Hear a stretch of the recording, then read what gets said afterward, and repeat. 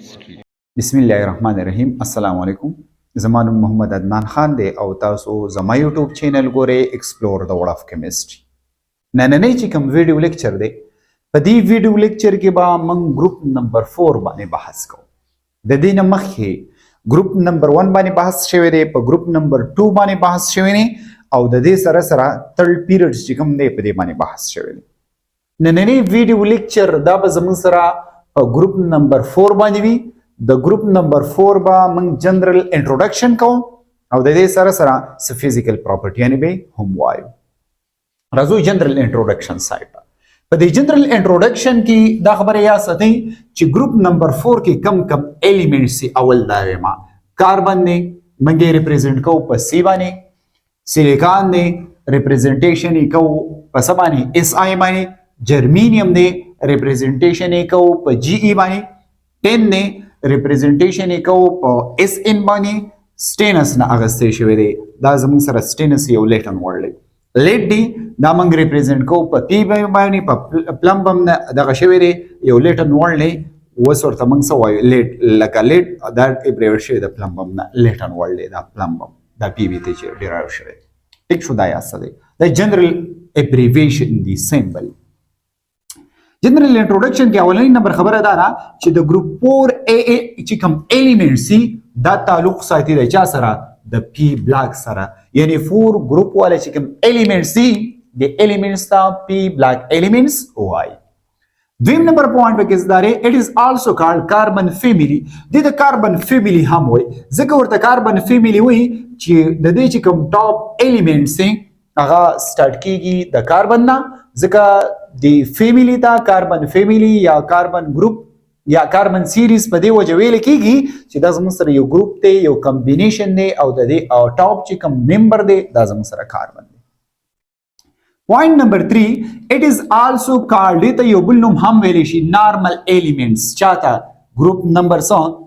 گروپ نمبر پی دغه 4 چې کوم دی پی چې کوم بلاک الیمنټ سي دته نارمل الیمنټس ویل شي یا ته ریپرزینټیټیو هم الیمنټس ویل شي پی بلاک الیمنټ اس او پی ته دوه ته ویل شي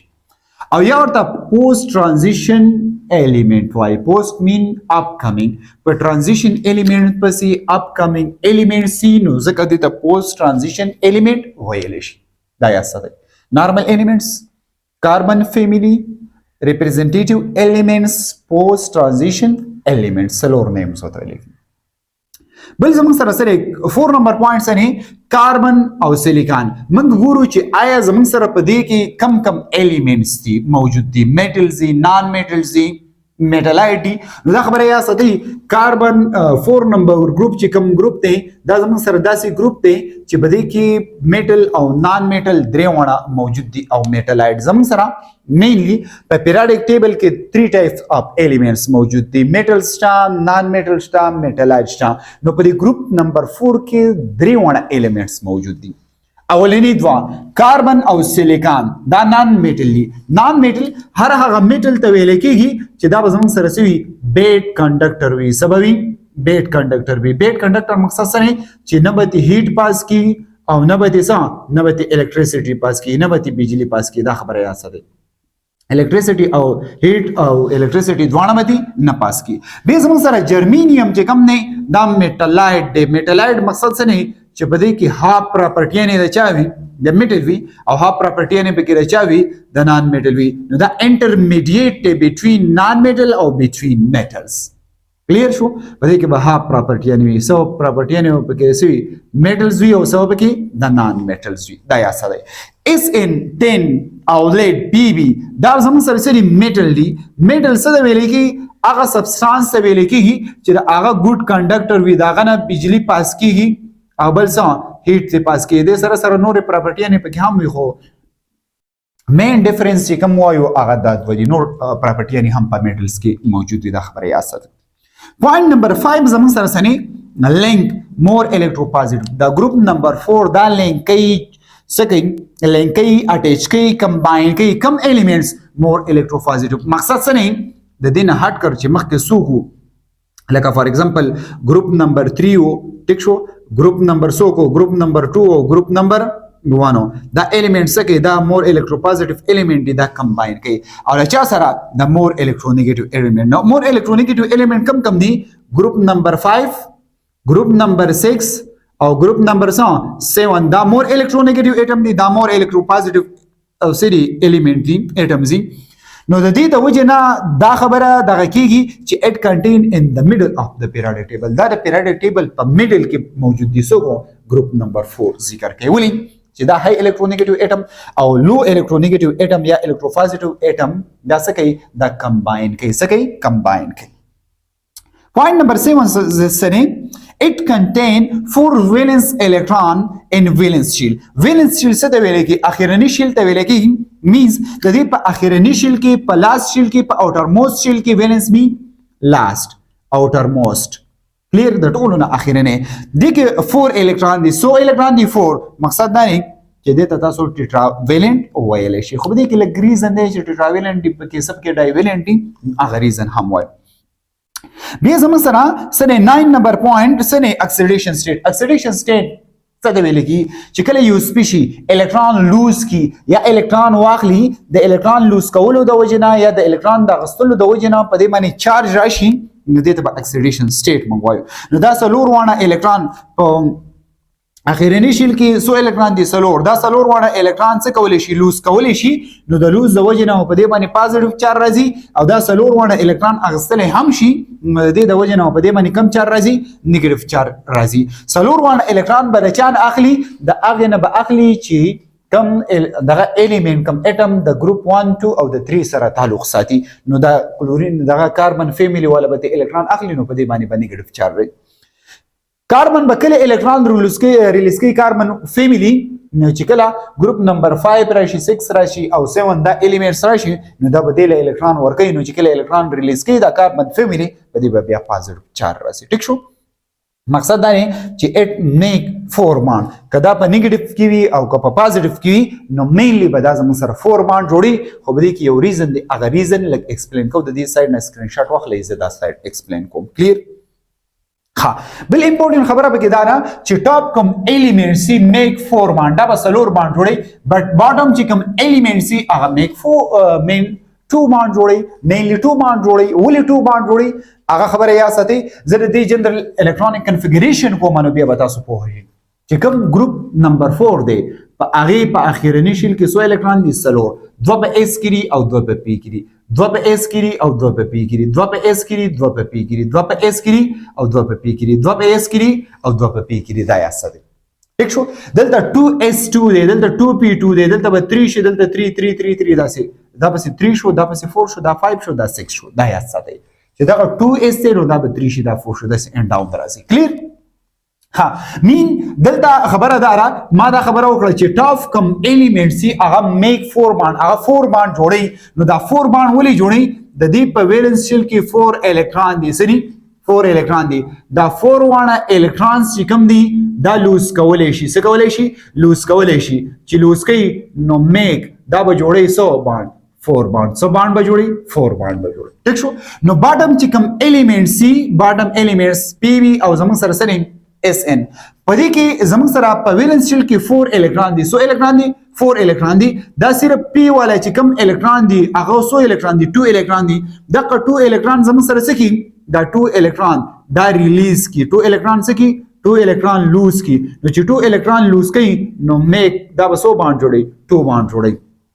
دا ولې 2 الکترون ریلیز کوي ځکه دلته دا اس چې کوم الکترون دی دا انټ پاتشي دا په باند کې حصہ ونخلي نو دی الکترون نو جوړي تا انټ پیر ویل کی او دی اثر ته انټ پیر افیکټ ویل کی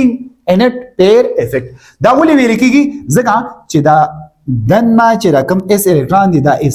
دا الکترون په باند فارمیشن کې حصہ ونخلي نو دی تا انټ پیر ویل کی او دی اثر ته انټ پیر افیکټ ویل کی نو دا انټ پیر افیکٹ د وجه نه دا 100 بانډ جوړي دا 2 بانډ جوړي ولي دا په 2 بانډ کې سټیبل دی دا په 2 بانډ کې سری دا په 2 بانډ کې سټیبل دی ولي باټم چې کوم الیمنٹ سي په دې کې انټ پیر افیکٹ کیږي سکیږي انټ پیر افیکٹ کیږي سکیږي انټ پیر افیکٹ کیږي سکیږي انټ پیر دا به همیشه په باټم چې کوم د کوم اټم سایز غټ وي باټم کې پراته وي نو د انرټ پیر افیکټ به پس کې کیږي په باټم کې. نو ځکه زه دا وایم چې باټم چې کوم الیمنٹ دی هغه به 2 بانډ جوړي، ټاپ چې کوم الیمنٹ دی هغه به میک سو بانډ 4 یا به الکترون ریلیز کوي او یا به گین کوي. په الکترون ریلیز کولو کې به پازیټیو چارج راځي، الکترون گین کولو کې به نیگیټیو چارج راځي. زره اکسیډیشن سټیټ خبره کوم دا یا څه دی د دې په جنرال الکترونیک کنفیګریشن زموږ سره داسې وي. ټیک شو. ها د دې نه بعد بیا موږ فزیکل پراپرټي وایي. څه وایو؟ فزیکل پراپرټي. په دې فزیکل پراپرټي کې زموږ سره بویلینګ پوینټ دی، میلټینګ پوینټ دی. بویلینګ پوینټ څه ته ویل شي؟ بویلینګ پوینټ ویل شي هغه ټمپریچر ته چې په کم ټمپریچر باندې زموږ سره تاسو اني سبستانس راوغلی خو چې په سالډ فارم کې او دا سوري په لیکوډ فارم کې وي ځکه چې بویلینګ پوینټ وایو. دې له موږ هیټ ورکو دومره هیټ ورکو چې د دې لیکوډ نه ګیس یو شي، دا ویپر ته کنورټ شي، دا ګیس ته کنورټ شي. نو دغه ټمپریچر ته به موږ بویلینګ پوینټ وایو، پروسس ته به بویلینګ وایو. اوس هغه ټمپریچر چې کوم ټمپریچر موږ سالډ لور کو سره ورکو سالډ لور کو هغه ټمپریچر چې کله موږ سالډ لور کو او د سالډ نه څه جوړ کو لیکوډ جوړ کو هغه ټمپریچر ته به موږ څه وایو؟ میلټینګ پوینټ. خو پروسس ته به څه وایو؟ میلټینګ وایو او یا بوته فیوجن وایو. دا خبره یاد ساتئ. نو بویلینګ پوینټ اینڈ میلټینګ پوینټ او ګروپ 4 ایلیمنټس د دې ذکر کو. دغه وګورئ د کاربن بویلینګ پوینټ ته وګورئ 3550 دی. دغه ته وګورئ میلټینګ پوینټ ته وګورئ 48 سنه 27 دی. سیلیکان ته وګورئ د دې بویلینګ پوینټ زموږ سره سنه د دې بویلینګ پوینټ 14 دی، میلټینګ پوینټ سره 2355 دی. جرمینیم ته وګورئ بویلینګ پوینټ سره 937 او ټین ته وګورئ 932 او پی وی ته وګورئ 328. میلټینګ پوینټ ته وګورئ 28 دی. د دې میلټینګ پوینټ ته وګورئ 2260 دی. د دې میلټینګ پوینټ ته وګورئ 1744 دی. مقصد دا دی چې ډاون د ګروپ راځو، په دې ګروپ کې موږ لاندې راځو که د بویلینګ پوینټ ذکر کوو او که د میلټینګ پوینټ ذکر کوو. په دې کې ولې کموالی راځي؟ دا ولې کمیږي؟ راشي ریزن ته وګورئ. که فرض که موږ کاربن راوړو نو کاربن به تاسو ته ښکاري په ډایمنډ شکل کې. دا به تاسو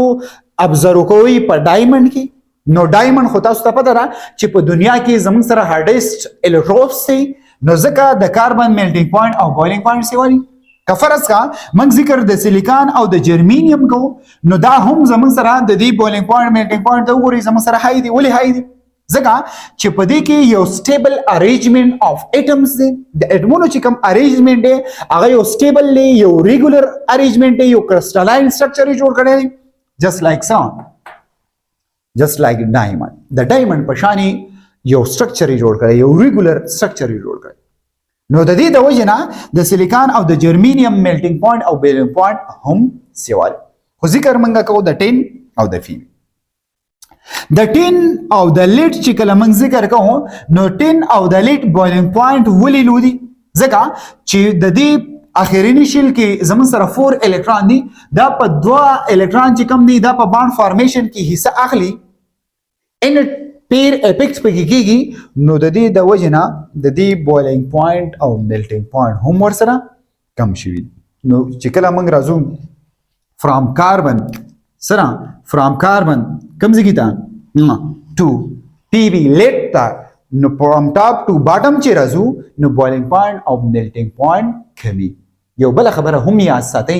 په دې کې په جنرال انټروډکشن کې میټالیک کریکټر. میټالیک کریکټر څه ته ویل کېږي؟ د میټل چې کوم کریکټر هغه ته ویل کېږي میټالیک کریکټر. نو ډاون د ګروپ چې راځو نو میټالیک کریکټر انکریز کیږي. ولې؟ د باټم چې کوم 2 ایلیمنټس دي دا زموږ سره سری دا زموږ سره میټلز دي. میټالیک کریکټر څه ته ویل کېږي؟ میټل چې کله الکترون لوز کوي او دې باندې پوزټیو چارج راځي نو دته میټالیک کریکټر ویل کېږي. ټیک شو. ها نو ډاون د ګروپ چې کله موږ راځو نو دا میټل دی. نو میټل همیشه اکثر الکترون سوي الکترون لوزر وي، زیات سوي الکترون لوزر وي. نو ځکه موږ دلته وایو چې فرام کاربن ټو څه ته راځو؟ پی بی لیټ ته راځو. فرام سی ټو پی بی لیټ ته راځو. کاربن ټو لیټ سایډ ته راځو. نو د میټل چې کوم کریکټر دی هغه به زموږ سره انکریز کیږي. ګډ کنډکټر شاینینګ هغه خبرې و پکې سکی هغه خبرې و پکې راځي. دا زموږ سره لیکچر about so group number 4 elements. د دې نه بعد به ان شاء الله اټومیک ریډیوس باندې بحث کوم، الکترونیک کنفیګریشن باندې هم یو شارټ ویډیو دا کومه چې تاسو په هغه باندې په ډیټیل باندې پوه شئ او